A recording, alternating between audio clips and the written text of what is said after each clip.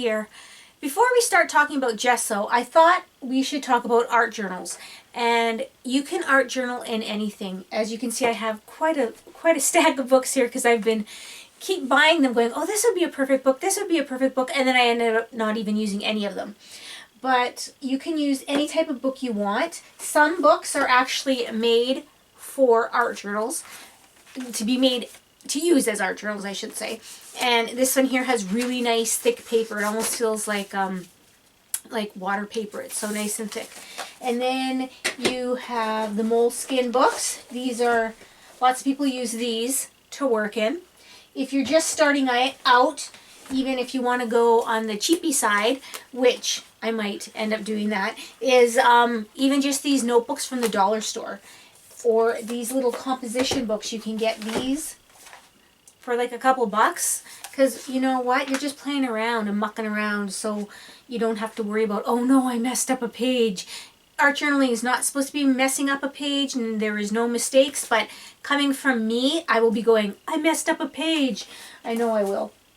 But these are good, and I thought these little tiny mini ones would be fun to play with because for me personally, I think the smaller the size, the easier it is to work in when you're first starting out. And then there's these ones here too, and this is supposed to be a really good one. It has different types of paper in it, and they're thick. Actually, they're not. The pages are not as thick as this one here. These papers are way thicker, but they're supposed to have different types of papers, and if I look, I can see there's some yellow color, and then there's some, or a cream color, and then there's supposed to be water paper in here and some other things. But this cost me a pretty penny. This cost, like, for me, it cost $25. And it's neat that it has this little thing in here if you want to put cutouts or stencils or whatever in there. But I'm going to wait a while until I don't want to say perfect, but until I learn more about what I'm doing, I'll save this book. Because like I said, I will be thinking I've made mistakes because that's just how I am. So there's a few of the journals, and a lot of these, like even if you want to use these composition books, the papers are very thin. I would just adhere a few pages together, and then if you want to use the gesso over the top of them, because then they'll make your pages more sturdy, and the materials that you're using won't be absorbed into the paper as much. But even for more stability, just adhere a couple pages together. You're just playing around and experimenting and trying new things. So another thing you might want to think about when picking out your art journal is how you want to work on it. This one here is a spiral bound, and one thing I like about it is when you open it, it lays nice and flat. You can also put your one page behind the other and just work on your one page. So that's something to think about. And then another thing is with these here, well, not so much the composition book, but any of the other ones that don't have a spiral bound, is you can work on them as in 2 pages. Like I like to do, I'm a scrapbooker, and I started with 2-page layouts, and it seems like everything I do has to be a 2-page layout. So I'm wondering if it's going to be the same with me and my art journaling. But if it is, I would be comfortable working with this page as one whole page or a 2-page spread. Whereas this one, because the binding is kind of interfering, the coils are kind of interfering with the look of the 2 pages, it might be easier to just work on 1 page at a time or have 1-page spread. And like I had said before about these really inexpensive composition notebooks, I've done this to many of them, and I've done other journals, is I have adhered them, not inside, not page to page, but I've adhered them with washi tape down the side. Now this isn't anything new. I've shared this before, and I actually got this from somebody on Pinterest was doing this.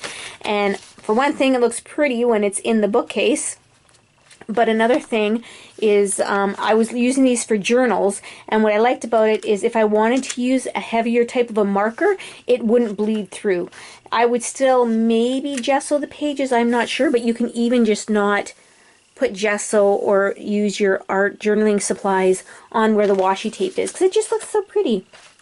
And what a lot of other people do is they will get an old book from the library, a reading book, and they will actually alter those pages, an art journal on those pages.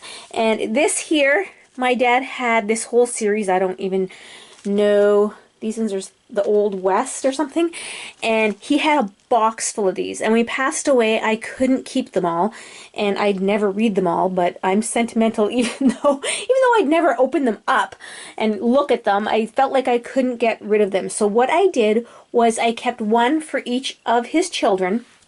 And I'd planned to do this a couple years ago and I haven't gotten to it. And I'm going to either scrapbook or art journal in this book. And I was going to do one for each of my siblings and put photos in it as well. So this probably won't get done until I'm 80 years old because I have so many other things I want to do. But I just wanted to share with you that there is so many different types of art journals out there, and you can make your own, or you can go and get a book from the used bookstore and you can alter the pages in that. So there is so many different choices out there for you. And then once you've done a few of these, played around, you'll know which ones you like to work with better, and then you can invest a little bit more money on your journals. But another thing is, if you have a type of paper that you really like, just make that into your journal. That's what I did on my first art journal. Was the papers that came in that book. That was from the dollar store, that book I used. And let me see if I can find it. Where did I put it? So, see, this is my very first art journal that I did. And this is the front I decorated. But when I bought it, it was like this. And I bought this from the dollar store for like $1 or a couple bucks. And what I did was I took all the pages out of here. They were very thin, flimsy papers. It was more for scrapbooking.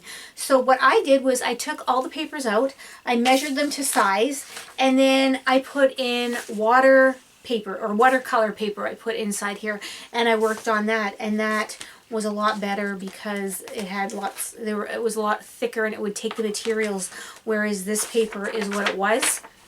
I left it on the front and the back, and it's very, very thin. So you can make your own journals, or you can alter a journal to fit your needs. But like I said, the more you work in here, the more you're going to know what kind of papers you like to use, and what kind of papers you don't like to use. And then you can make your own art journals. You can bind it with your Bind It All, or I know a lot of people do their own binding, hand stitching their own binding. So the